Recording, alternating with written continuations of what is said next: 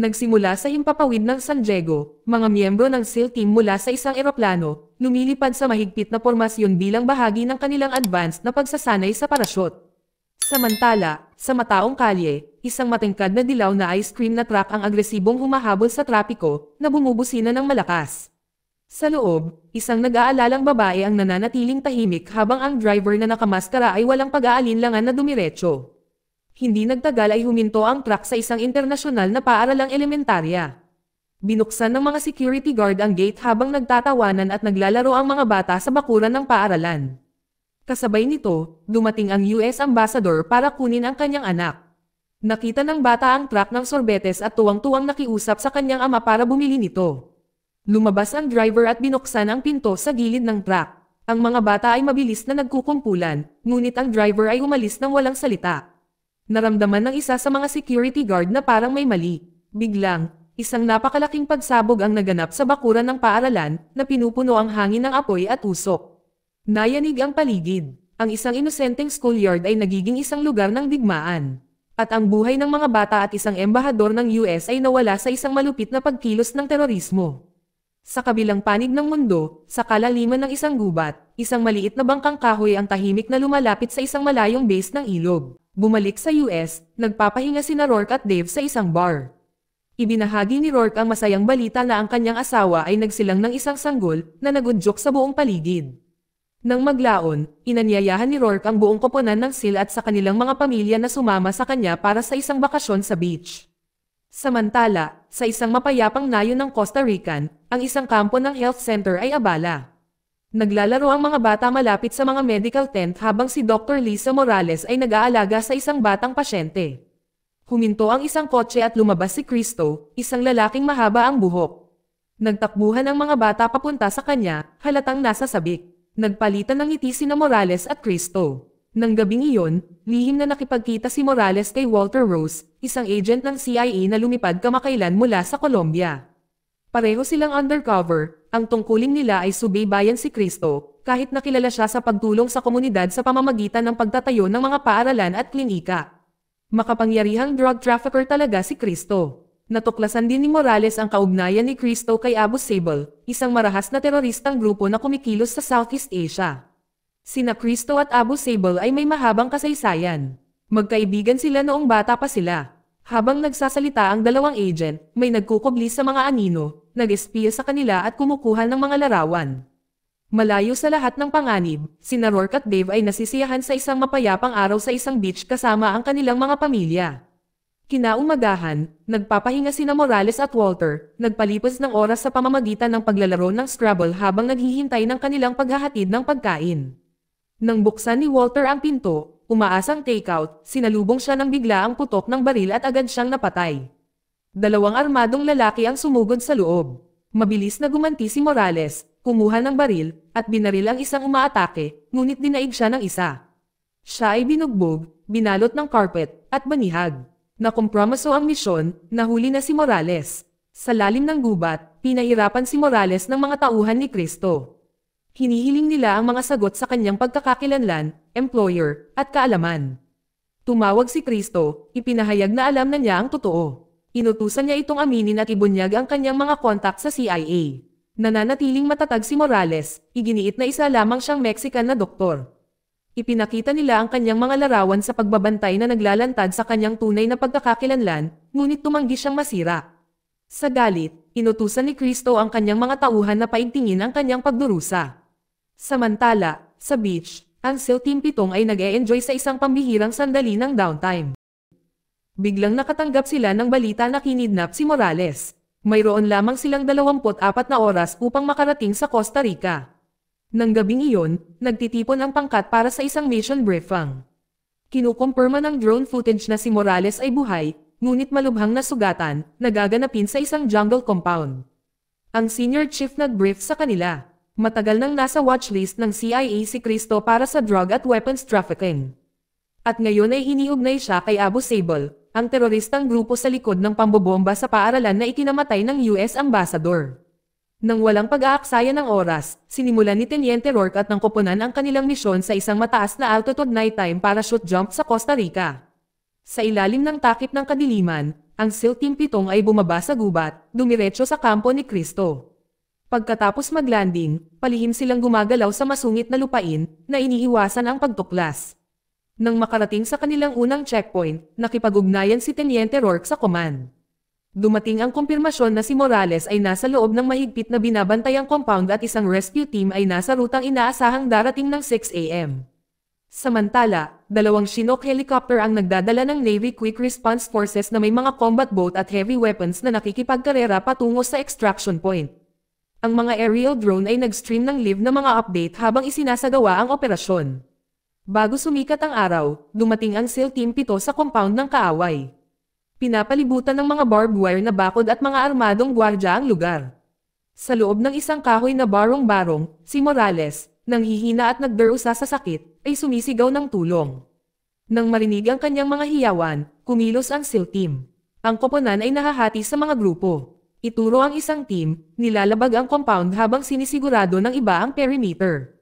Samantala, ang sniper ay tahimik na pinabagsak ang mga gwardya. Matapos maputol ang bakod, dumiretso sila sa gusali kung saan nakakulong si Morales. Habang papasok sila, umalangaw-ngaw ang mga putok. Matindi ang laban. Sa panahon ng kaguluhan, si Mikey ay binaril sa mata at bumagsak.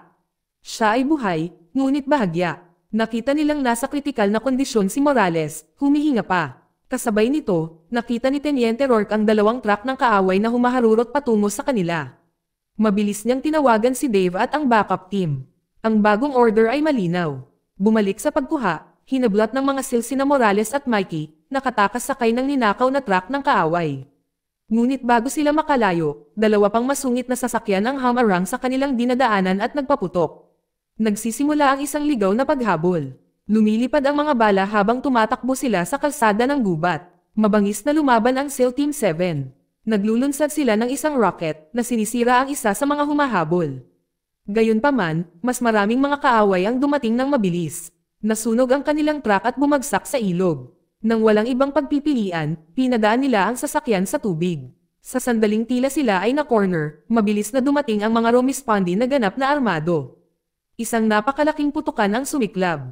Ang rescue team ay nililipol ang mga umaatake at sinisiguro na ligtas ang lugar. Nasa kritikal na kondisyon si Morales, habang nagkamalay si Mikey, nasugatan ng husto at nalagyan ng benda ang mata. Dahil ligtas ang lugar, sumakay ang team sa isang Chinook helicopter at lumipad. Ang misyon ay tapos na, ngunit ang sira ay mataas. Samantala, sa Ukraine, isang misteryosong lalaki na nakasuot ng mahabang Amerikana at salaming pang-araw ay lumapit sa isang gusaling binabantayan ng husto. Sa loob, pumupuno sa hangin ang nakakatakot na tunog ng violin. Ito ay hindi isang ordinaryong lugar. Isa itong sikretong laboratorio sa paggawa ng bomba. Ang lalaki ay si Abo Shabal. Ngunit sa halip na matugunan ang kanyang karaniwang pakikipag-ugnay, si Kerimov, nahanap niya si Bram, ang violinista at utak sa likod ng mga armas. Inihayag ni Bram ang kanilang pinakabagong nilikha, isang high-tech na suicide vest na puno ng mga bala at pampasabog. Maaari itong lampasan ang mga metal detector at magdulot ng mapangwasak na pinsala sa mga mataong lugar. Nagbabala si Bram na ang vest ay masyadong mapanganib upang subukan kahit saan maliban sa malayong Siberia. Kung gagamitin sa isang stadium ng US, ang mga kahihinatnan ay magiging sakuna. Nang maglaon, nakilala ni Shabal si Cristo at isiniwalat ang kanyang tunay na pagkatao. Si Yuri, isang Ruso, binabalaan siya ni Cristo na binabantayan ng CIA ang bawat galaw niya at hindi na siya nito kayang suportahan. Nagiging tense ang usapan, galit na galit si Shabal. Ang kanilang marupok na alyansa ay nagsisimulang gumuho. Samantala, sakay ng barkong pandigma ng US Navy malapit sa Central America, dumalo sina Lieutenant Rourke at Dave sa isang Heilbrefang. Ang pinakabagong intel ay katakot-takot. Nagpaplano si Abo Shabal ng malawakang pag-atake sa mga sibilyan at ang smuggling network ni Cristo ay maaaring maging gateway ng terorista sa US. Mabilis kumilos ang senior chief, hinati niya ang team. Si AJ at Ray ay ipinadala sa Africa upang subaybayan ang mga bahagi ng bomb vest, lumilipat sa kontinente bago magtungo sa Mexico at posibleng tumawid sa hangganan ng US. Si Rourke at ang iba ay mananatiling handa na tumugon kung may mangyari na pag-atake. Kasabay nito, ang SEAL Team 4 na ay nakadeploy sa South Pacific na may misyon na makuha si Cristo at putulin ang linya ng supply kay Shabal bago maging huli ang lahat. Samantala, dumating sina AJ at Ray sa baybayin ng Africa. Sa isang rendezvous point, sumakay sila sa submarino ng US Navy. Sa loob ng control room, ipinapalam sa kanila ng kapitan ang kanilang misyon. Lumusot sa teritoryo ng kaaway, at alisan ng takip kung saan ginagawa at ipinapadala ang mga bomb vests. Nang walang margin para sa error, ang operasyon ay nagsisimula. Nakadeploy ang mga ito sa ilalim ng tubig sa isang espesyal na kapsula na tahimik na dumadaos-dos sa tubig. Magsisimula na ang misyon. Maingat na gumagalaw sina AJ at Ray sa baybayin ng Somali, na nananatiling nakatago. Nanunood sila habang ang isang eroplano ay lumapag sa isang lugar na binabantayan ng husto. Hindi nagtagal, dumating ang 3 truck na sinundan ng isa pang sasakyang panghimpapawid. Mula sa malayo, namataan nila ang mga kabataang African na nagbabawas ng mga crates habang nasa malapit na grupong nang nagdadasal. Napansin ni AJ na mukhang Pilipino ang ilan sa mga lalaki. Pagkatapos ay nakita niya mismo si Abu Shabal na nangangasiwa sa pagkarga ng mga bomb vest sa eroplano. Kapag nasecure na ang kargamento, lilipat na ang eroplano. Agad na iniulat ni AJ at Ray ang kanilang mga natuklasan. Samantala, sakay ng barko ng US Navy malapit sa Central America, kinumpirma ng intelligence ang destinasyon ng sasakyang panghimpapawid, Cedros Island, sa baybayin lamang ng Mexico. Ito ang perpektong lugar ng paglulunsad para sa mga pag-atake sa Estados Unidos. Sa kabilang panig ng mundo, sa South Pacific, nagpapahinga si Cristo sa isang marangyang yate. Biglang bumagsak ang sasakyang pandagat ng mga pagsabog habang naglulunsad ng sorpresang pag-atake ang mga puwersa ng US. Isang matinding putok ng baril ang sumabog, ngunit ang mga bantay ni Cristo ay mas maraming ngunit mabilis na natalo. Si Cristo ay nahuli ng buhay. Sa isang mahirap na interogasyon, sa wakas ay nasira si Cristo sa ilalim ng panggigipit. Pagkatapos ng mga banta laban sa kanyang pamilya, isiniwalat niya na nagpadala na si Abu Shabal ng 16 na suicide bomber sa mga pangunahing lungsod ng US, kabilang ang San Diego, San Francisco, at Houston. Ang mga bomb vests ay lubos na advanced, hindi matukoy ng mga karaniwang sistema ng seguridad. Inamin ni Cristo na nawalan siya ng kontrol. Nag-iisang kumikilo si Shabal, na naglalayong gumawa ng kalituhan sa sukat na maihahambing sa 9/11s, na nagtatarget ng kabuang pagkawasak at pagbagsak ng ekonomiya. Bumalik sa Mexico, nauubos na ang oras. Ang mga koponan ng SEAL ay naglunsad ng isang sweep sa Cedros Island, desperado na pigilan ang mga terorista bago sila makarating sa hangganan ng US. Ang SEAL Team 7 sa isang pinaghihinalaang hideout sa loob ng masikip na kapitbahayan. Tahimik na gumagalaw sa pagitan ng mga bahay, iniiwasan nilang magtaas ng alarma. Ngunit sa loob ng isang bahay, nakita sila ng isang babae at sumigaw. Agad na sumabog ang putok ng baril. Ang mga rocket ay sumabog sa makipot na kalye, na ginagawang isang larangan ng digmaan ang lugar.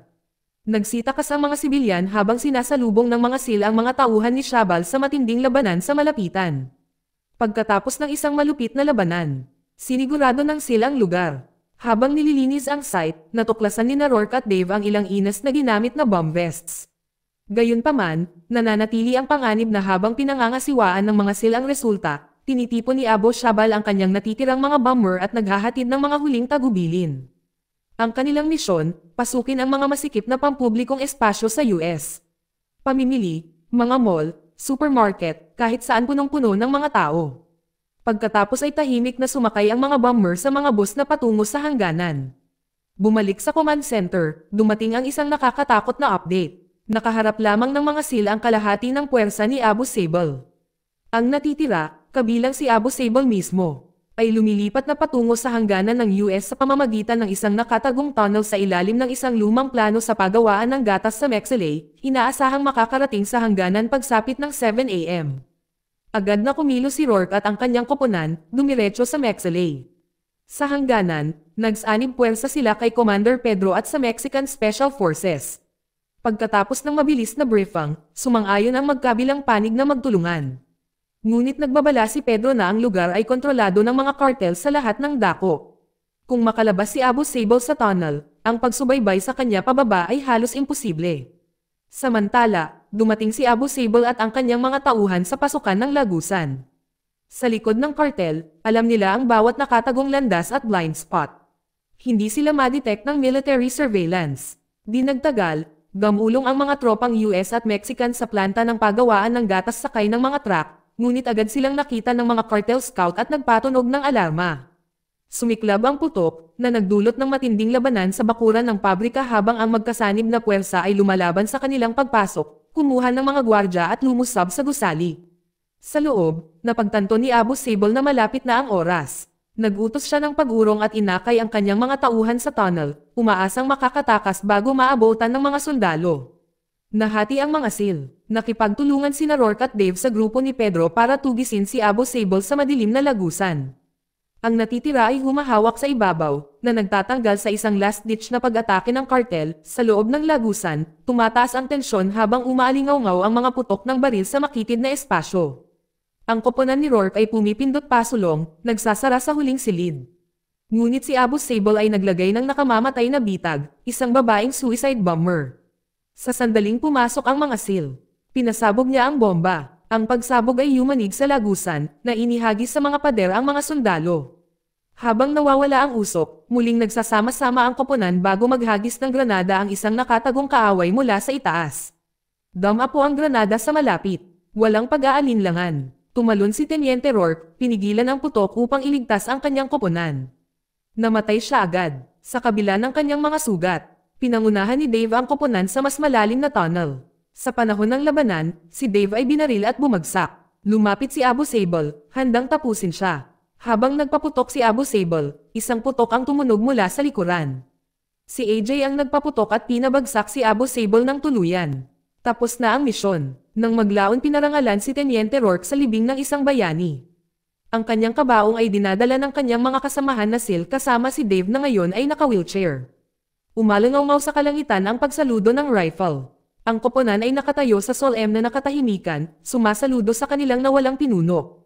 Tahimik na pinagmamasdan ni Dave si Rourke. Dito nagtatapos ang kwento. Salamat sa panonood kaibigan.